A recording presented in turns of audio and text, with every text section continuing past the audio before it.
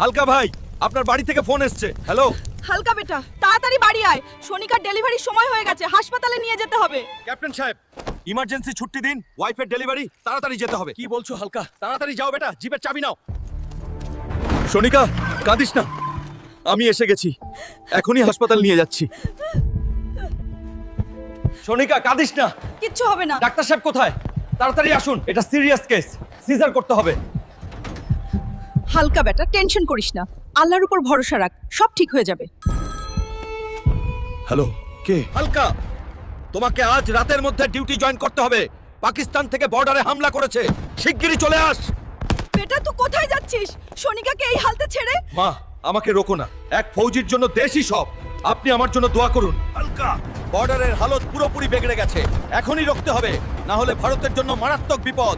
তাড়াতাড়ি পজিশন নে।